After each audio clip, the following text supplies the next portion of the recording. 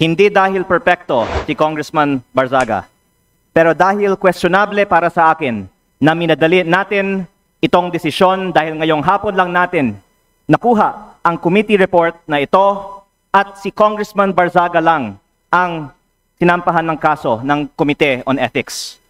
Ang boto ko ay no, lalo na dahil inuuna natin ang kaso niya kaysa sa mga mas seryosong isyong kinakaharap ng isa sa mga kasamahan natin. Isang kapwa kong Batanggenyo na nandito ngayon na bumoto sa kaso ni Congressman Barzaga. Hindi ba nakakahiya maging miyembro ng Kongreso dahil parang naging normal na meron tayong isang kasamahan na inakusahan na nagbayad para sa mahigit 100 billion pesos ng mga kontrata sa DPWH? Para bang tinatanggap natin na normal lang magkaroon ng kasamahan na iniugnay sa pagnanakaw ng bilyong-bilyong piso na hindi iniimbestigahan na ng Committee on Ethics, Public Works o Infracom, samantalang inuunan natin ang kaso ni Congressman Barzaga, habang hindi man lang natin pinaglalaanan ng masusing atensyon ang mas mabigat na aligasyon, lumalabas na parang okay lang magnakaw sa Kongreso. Nakatala na sa kasaysayan na sa gitna ng matinding kontrobersiya sa korupsyon, ito ang inuna ng Kongreso at parang lang walang mali sa ginagawa ng isa sa ating kasamahan at tayo mismo ay ngayon sumisira sa imahe ng Kongreso. Mahiya naman tayo. Majority Leader. Mr. Speaker, I'd like to recognize the Honorable Marcoleta. Honorable Marcoleta is hereby recognized. Mr. Speaker, distinguished colleagues, isang mapagpalayang hapon po sa ating lahat.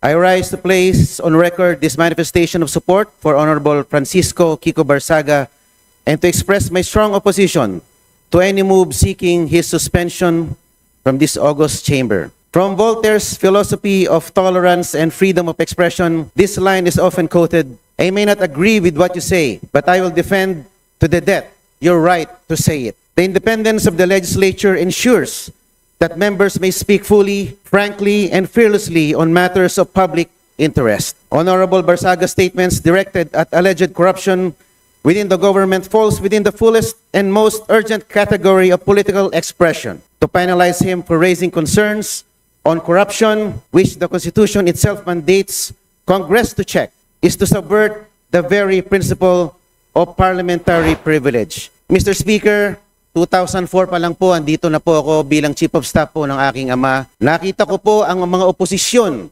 na grabe magtuligsa sa administrasyon. Nandyan po ang mga magigiting na miyembro ng Makabayan Bloc na sila Sasturo Campo, Lisa Masa, Joel Virador, na talagang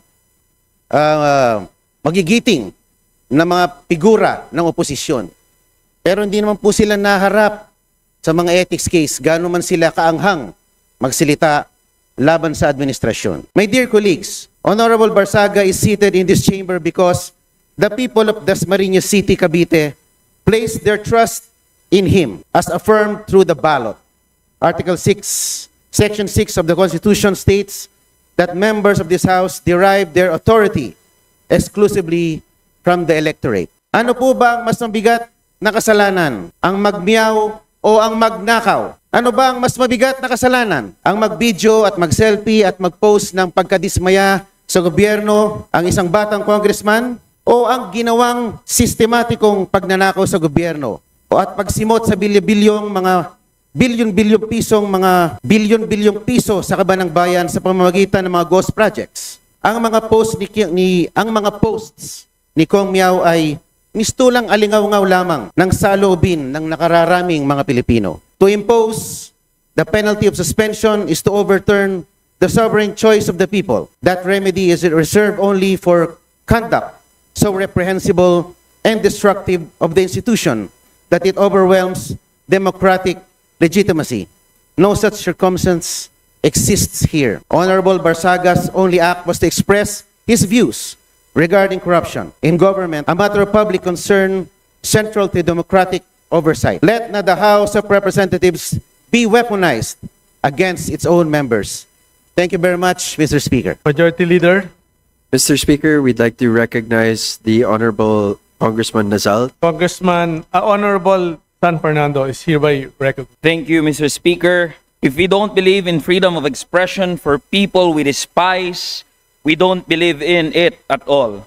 This quote serves as the foundation of this representation's vote. Totoo na maraming nasabi, pinahayag, at ginawa ang kinatawang si Representative Barzaga na hindi aakma sa pamantayang inaasahan sa isang halal na opisyal. But this begs us to question, what really is unethical behavior? While I agree that us lawmakers are held to a higher degree of ethics and decorum, such should not work as to stifle free speech and debate. Lawmakers must be free to say what we want, especially on issues involving national importance. Representative Barzaga's actions and words may not fit the usual mold of a traditional lawmaker. But who decides if the mold or what mold is correct? I understand these are difficult questions to answer, and I am unsure if there is any. But one thing I am sure of is that plundering the coffers of government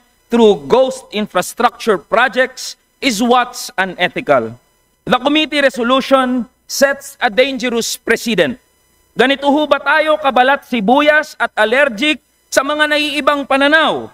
Should our subjective judgments of Representative Barzaga's ethics supplant the will of the electorate? Hayaan natin ang mamamayan ng Dasmariñas ang humatol sa mga ginagawa ni Representative Barzaga kung siya ba ay karapat dapat na maging kinatawan nila. My dear colleagues, let us not erode whatever little trust that the public has left for this House at a time where allegations of massive corruption has been plaguing our beloved institution. It is callousness to sanction one of its most vocal critics, however eccentric, uncouth, or unpalatable his mode of delivery may be. Hindi po sa pamamagitan ng aksyong ginawa natin kay Representative Barzaga mababawi ang kredibilidad ng ating institusyon. What we need is to bring the public's trust back in this House, and this representation firmly believe that this move will not help us to move in that direction.